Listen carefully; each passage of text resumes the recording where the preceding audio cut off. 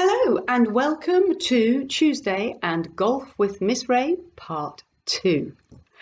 I wonder, how are you doing with those putting games from yesterday? We were doing finders keepers and we also did dominoes. Did it go well? And are you getting even more precise with your putting? You should be. If you haven't practiced those games and you don't know what I'm talking about, just pause now, go and find my last recording and catch up and then come back here.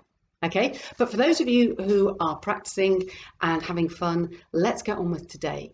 And today we're going to start off with a warm-up. But before we start with the warm-up, let's remind ourselves of how we hold our golf club, my umbrella, and how we set ourselves up for an accurate putt. Remember, golf is the game where there isn't a rush. You have plenty of time to think and you have plenty of time to set up accurately, okay? Because it's a precision sport. Here we go. I'll show you and remind you. So, with your club, okay, we need to have the right grip. Remember, it's your two hands like that. Okay, one on top, one like that. And whichever way you're putting, I'm putting that way. That arm, that hand is at the top and the other hand goes underneath. Thumbs on top, okay, so both thumbs, should be able to see that. There you go, both thumbs are pointing down the top of the club. All right, and we then have our feet hip width apart, okay, knees gently bent, club on the floor, okay, and the ball should be just under our nose. So there's my nose, that's where the ball is.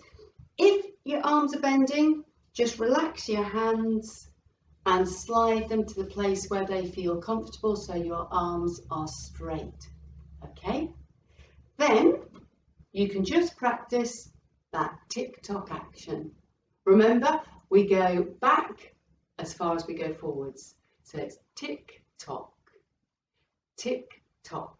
And our eyes are always looking at the ball.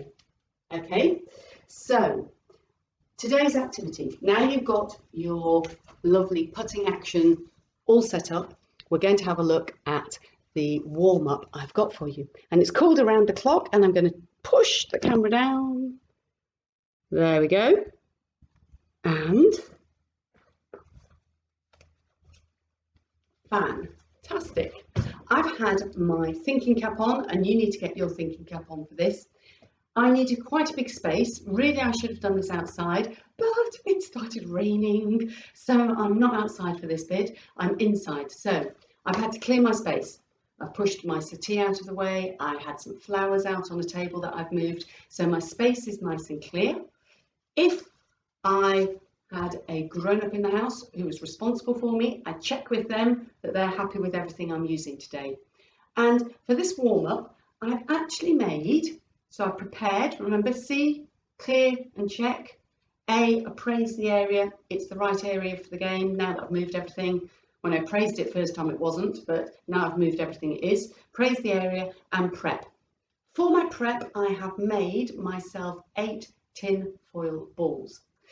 I could just use one, but it would mean I'm spending all my time, instead of putting practice, I'd be doing retrieving practice, because every time I putted the ball, I'd have to bring it back for the next putt. And it's actually really nice, especially in golf, but in a lot of sports, to often just be able to do the action over and over again without having to go and collect the ball, okay? Do it in tennis, they do it in cricket, they do it in lots of games, okay? They just practice one thing over and over again with lots and lots of balls, and then at the end they collect them up. Okay, so that's what we're doing. So I've made myself 8 of these. Right, let me explain what we've got, because I've checked everything out. So thinking back off, and let me explain. I've set up what is basically a clock face. In the middle of my clock, I've got my main target. That's the target in the middle. And then around the outside edge, I've got some markers, some old pots that are the markers. And I've put one of my golf balls just nicely in front of the marker, as if we're going around that way. Okay, so just check they're in front of the markers because I'm going around this way. Okay, so I've got them all in the right space. It's a bit like a clock face with numbers. I haven't got 12, I've got 8, but it's evenly spaced in a circle.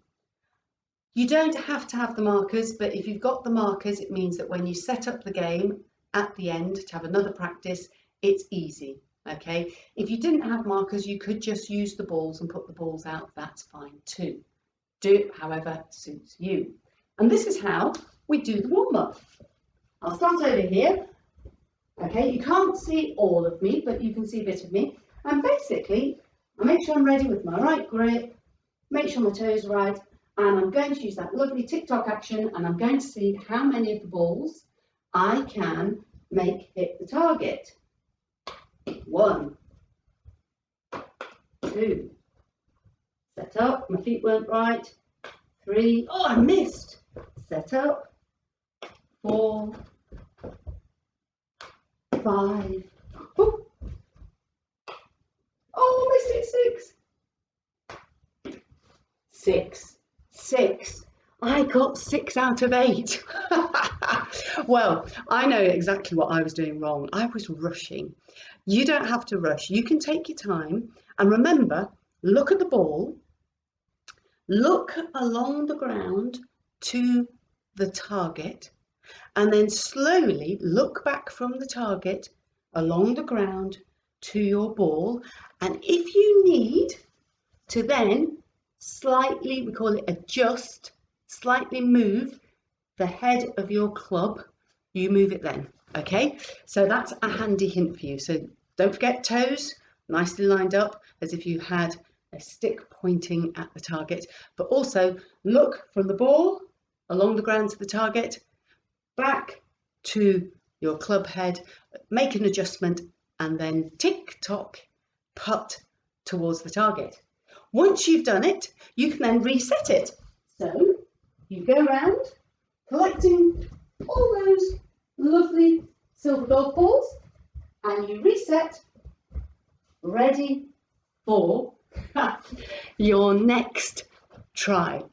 And the whole point is that you see if you can manage to get 100% hits. In other words, if you've got 8 markers with 8 silver balls, that you get 8 hits. If it's too easy, either put a smaller target, or if you're outside in the garden, move your cones back. Okay, right, pause.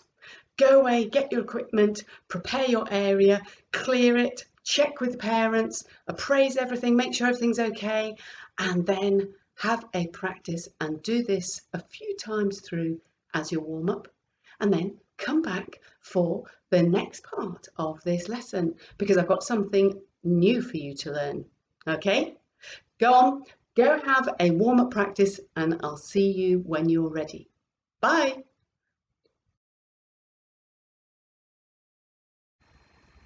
Wonderful. Right, by now you should be nicely warmed up if you've been round the clock face a few times, and your nice tick-tock action should be all ready to use in a slightly different way.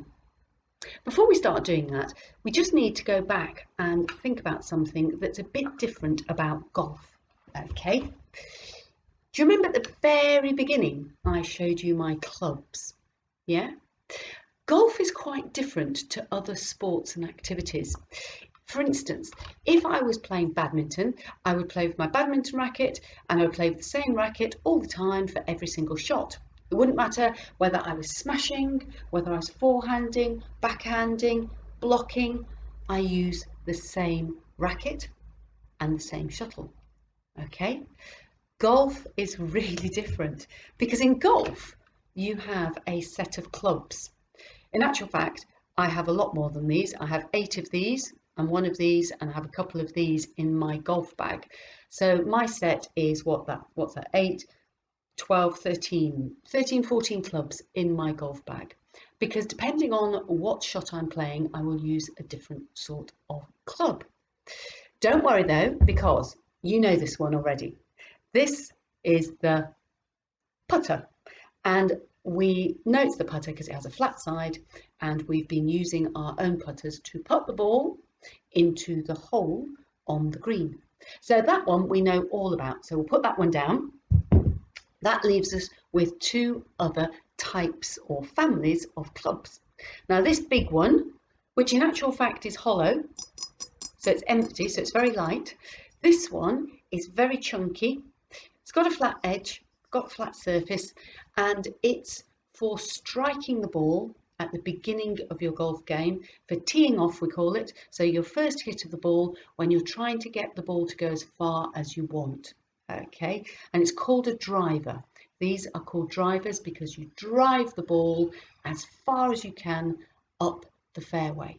Okay, we're not going to be doing any of that because we don't have the space, and really you need to be a bit careful when you're driving the ball, but one day in the future maybe we'll use a driver.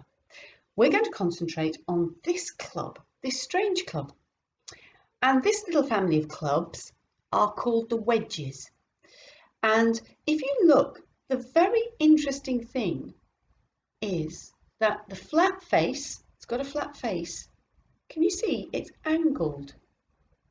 If you look at the putter, the flat face is absolutely perpendicular at 90 degrees to the ground, and it's utterly flat facing forwards. It's the same, or nearly the same, for the driver. There's a slight angle on the driver, but again it's a flat face, but only a little bit of an angle to send the ball up.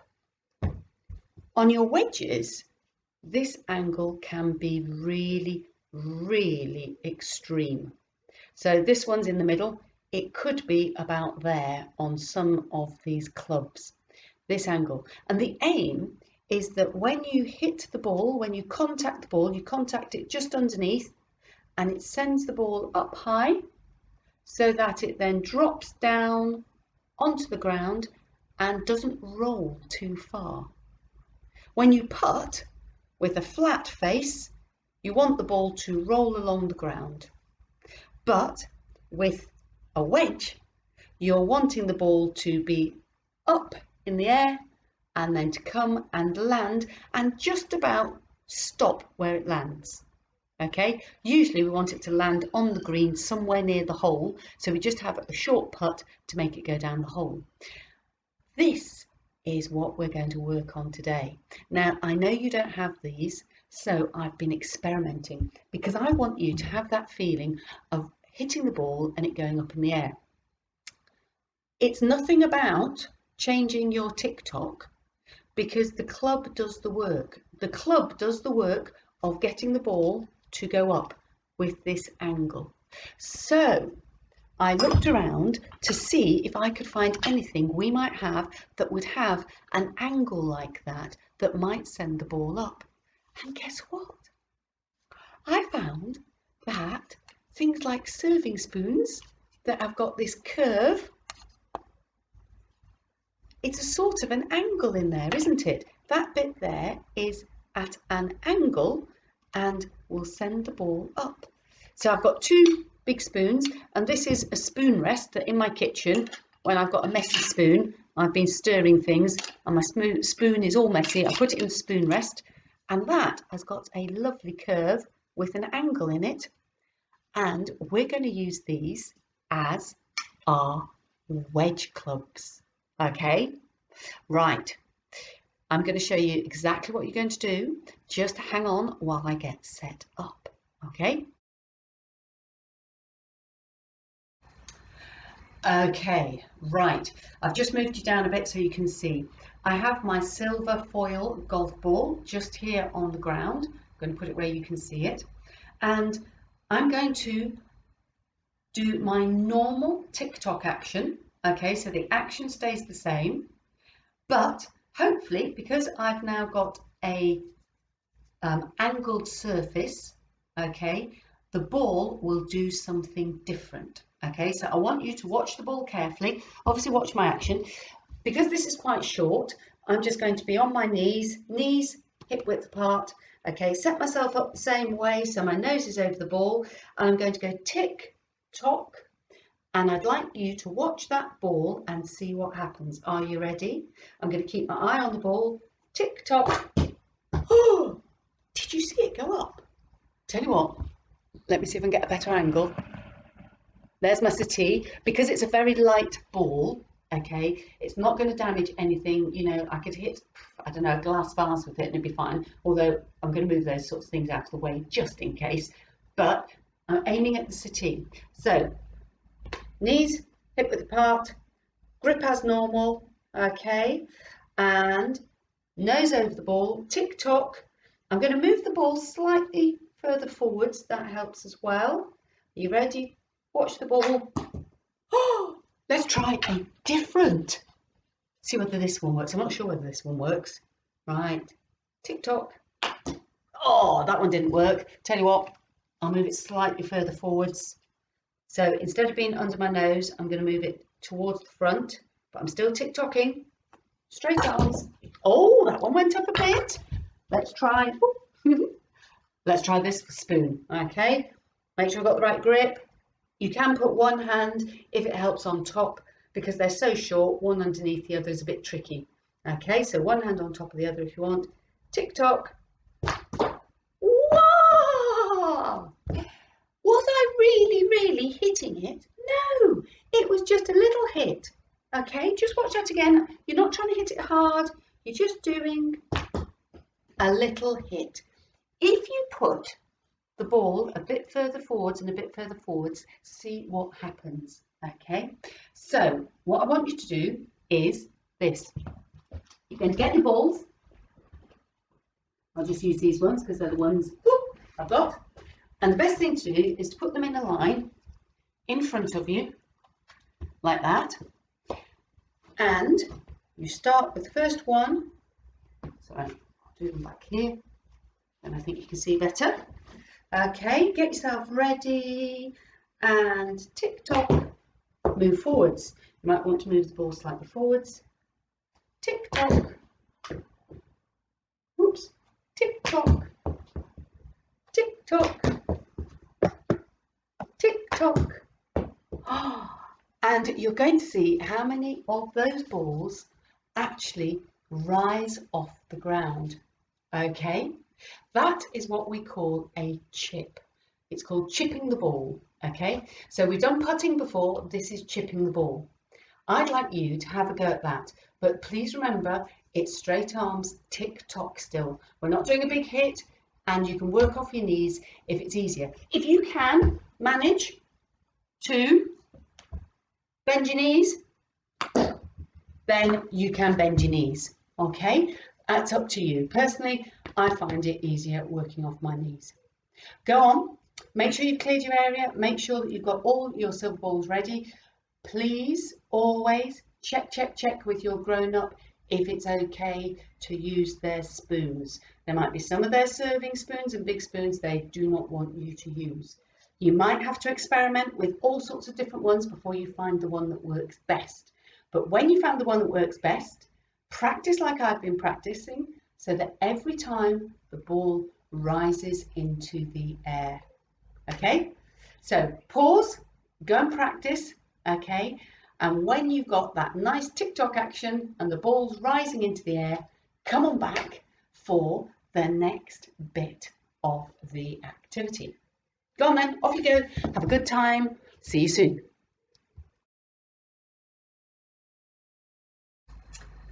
Okay, handy hint for anyone who is finding this a little bit tricky.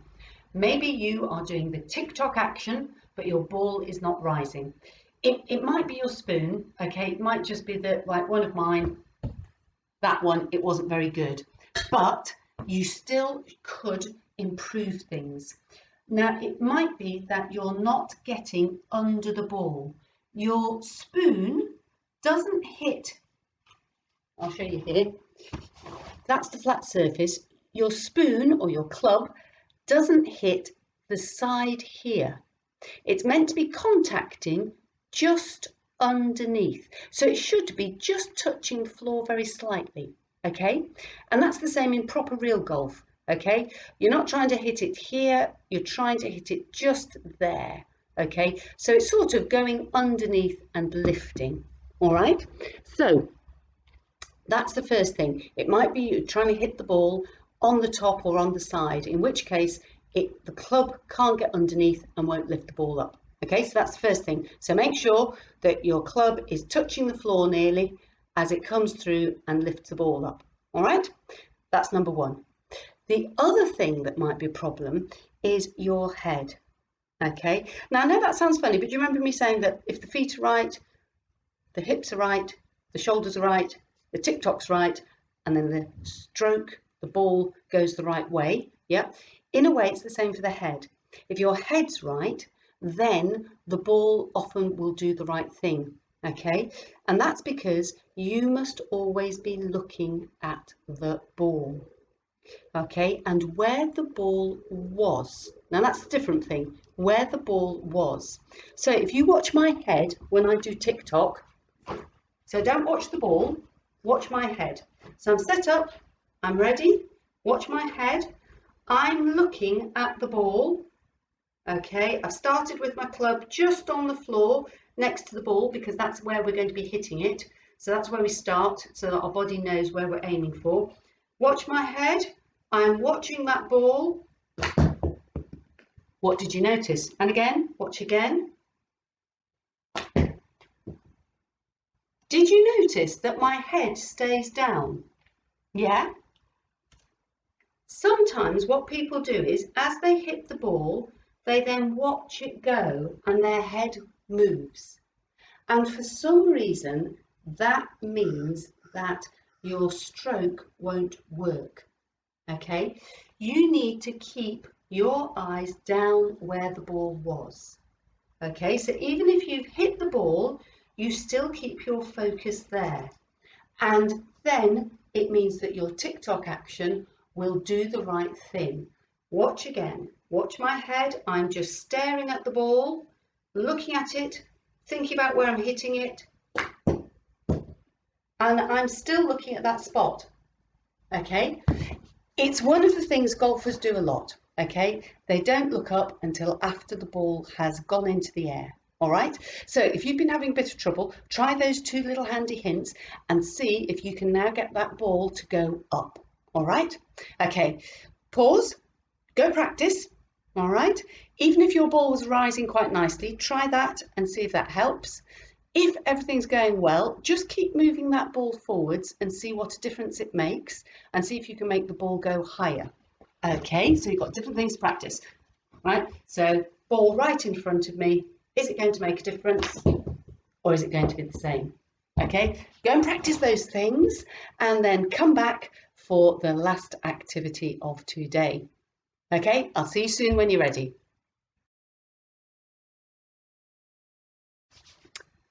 Wow, this is getting exciting. You now have 2 shots in your repertoire. In other words, you can do 2 shots. You can do your pitch where the ball goes up in the air, and you can do your putt where the ball putts at a target or into a hole. So you can now play pitch and putt, which is a simplified version of golf. And you might have seen some pitch and putt golf courses around your area. Okay, they tend to be a little bit smaller. You don't have to drive the ball with one of those great big clubs I showed you earlier. You can just use your iron, your wedge iron, your wedge to pitch and then putt the ball into the hole. So we're going to have a go at making our own golf holes. Okay, I'm going to show you, just so you know what you're doing, because not everyone's been to a golf course. I'm going to show you what a golf hole looks like. Imagine a field that's wild with long grass, and in the middle they have cut the grass in this long shape. And the grass is maybe about so long, so it's not really short, but it's long enough that you can, short enough that you could see your ball if it drops on the ground. Okay, this long section that's been cut is called the fairway. And at the start of the fairway, there is the tee where you set off. And at the end of the fairway, there is that lovely flat, very short grass area called the green. That's right, the green with the hole in. And there's always a flag in the hole. So from a distance, you can see the flag and you know where the hole is that you're aiming for. And the aim is that you start at the tee and you do as few hits as possible, as few strokes or shots until you get the ball into the hole. Okay, that's the aim. So normally you would, from here, you would use your wedge and you would pitch the ball up, it would land, you'd walk to it, you'd pitch it up, it would land, you'd walk to it, you'd pitch it up, it would land on the green, and then you would use your putter and you would putt the ball until it went down the hole. And you'd count how many strokes, how many times you had to hit the ball, and that would be your score for the hole. So if it took you 1, 2, 3 on the green, and then 1 putt, 4 for the ball to go down the hole, you would say that that was 4 strokes. Okay, 4 strokes. So there you go. But it's not always that easy because one, you don't want your ball to go off into the wild grass where you can lose it. Okay, and sometimes it could be nasty, prickly gorse and bushes and brambles and all sorts. 2, they make it a bit more tricky for you by putting obstacles in the way. The people who design these don't want it to be easy, so they put things in the way like bunkers. And a bunker is basically a dip that they've scooped out of the ground and they've filled it with sand. And it can be quite big. It could be several meters long and a couple of meters wide. And if your ball drops in a bunker in the sand, it is really hard to hit it out again. Okay, so you want to avoid the bunkers. So they've also got some trees. And you want to avoid the trees because if your ball hits the tree, it can ping off in any direction and it can then take you even longer to get your ball down the hole. It can take you lots and lots of strokes or lots and lots of goes before your ball goes down the hole. This is quite simple though because this is a straight line. Some courses are really tricky. This course, the fairway, has got a great big kink in it, a bend in it. So you start here on the tee, but you can't just aim straight over here because if your ball lands round here, you're going to land in the big long grass and lose your ball. So you have to pitch down the fairway, pitch, missing the trees. And on this fairway, oh my goodness, they've got a pond. What an obstacle, a pond. You definitely don't want your ball going in the pond, otherwise that's the end. Okay, so you pitch down and then you keep pitching past the bunkers. You don't want your ball in the bunker until you can pitch the ball onto the green. And then you can putt, putt, putt until the ball goes down the hole. And depending on how many hits or strokes you've had, that is your score for that hole. What I want you to do is I want you to set up outdoors if you can, but if not indoors, a fairway, and it can be either a straight one or it can be an angled one. And I want you to put some obstacles. You might use cushions or a coat or some shoes, maybe even a box, okay? A low box or something. Put some obstacles in the way that you don't want to touch. And then you're going to see how many strokes, how many hits it takes for you to get your ball to the green and how many putts it takes you to get your ball in the hole. Now, I know that you can't have a hole in your carpet and you definitely do not want to be digging holes in your garden. So instead of having a hole, this is what I want you to do.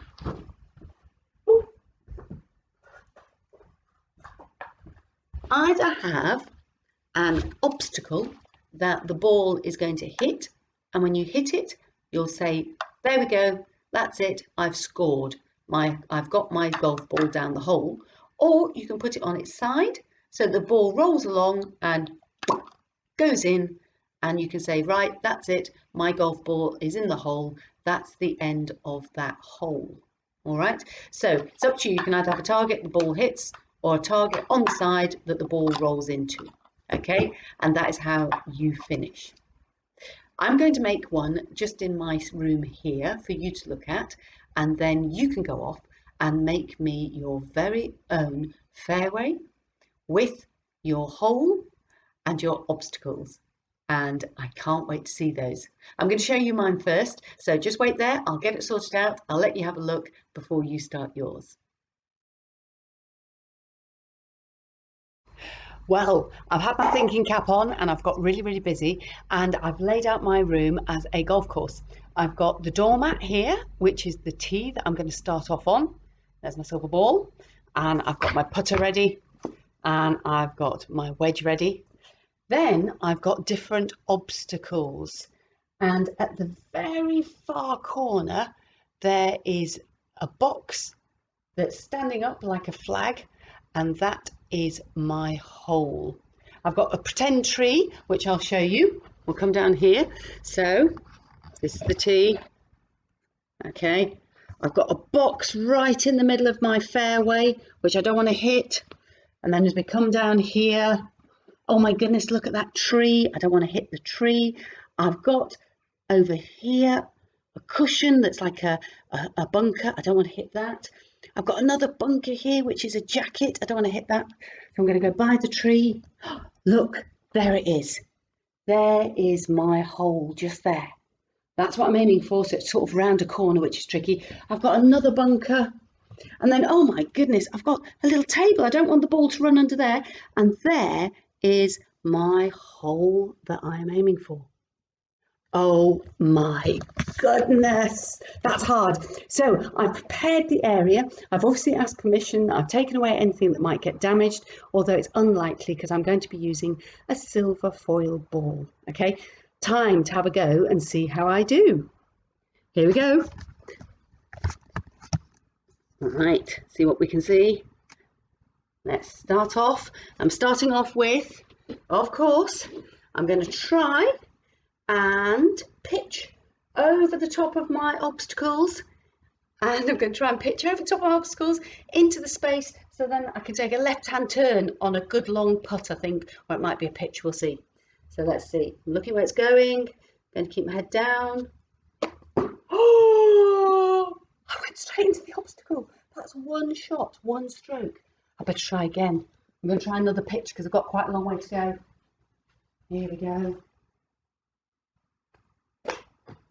Oh, just behind a bunker. What am I going to do? That's my second shot. Okay, I think you can see it. Yep. Let's get down here.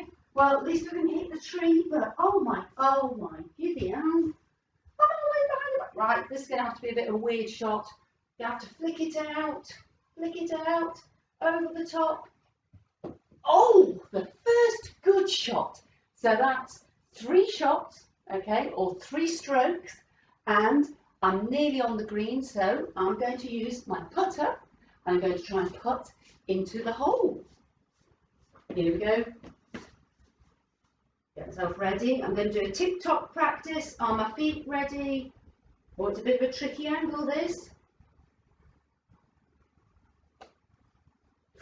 Nearly, that's 4. I'm nearly there. Yes! Fantastic! I got it in the hole. Okay, that was my fairway that I made, and I think, oh, what was that? 1, 2, 3, 4. I think that was 5, wasn't it? So basically I did that in 5. I think really I should have done that in about 1, 2. I think I should have really done it in about 3. So I'm going to have another practice. All right. You have a go, make up your fairway. It might be that in actual fact you want to make it harder. Maybe I should have opened that door into the hallway, as long as there weren't people wandering around and bumping into things. And maybe my fairway should have gone round the corner into my hallway. And maybe my hole should have been in the hallway to make it really difficult. You can have lots of fun. Draw your fairways, write on them how many shots it took. So where your ball landed, how many shots it took, and then you can always photograph those fairways and send them to me, or you might even like to draw them and send them to me, or send them to your teachers to have a look at, because I'd love to see what you're playing with. So make fairways, you can make them, change them, make them as hard as you want or as easy as you want, and use those skills of pitching up in the air and of putting. And of course, if you're outside on grass, even better. These little silver balls on grass work very, very well. Go and have lots of fun, and then I'll see you back tomorrow with some more activities for you to get involved with. Okay? Enjoy being on the fairway, enjoy playing golf, enjoy your pitch and putt. See you tomorrow.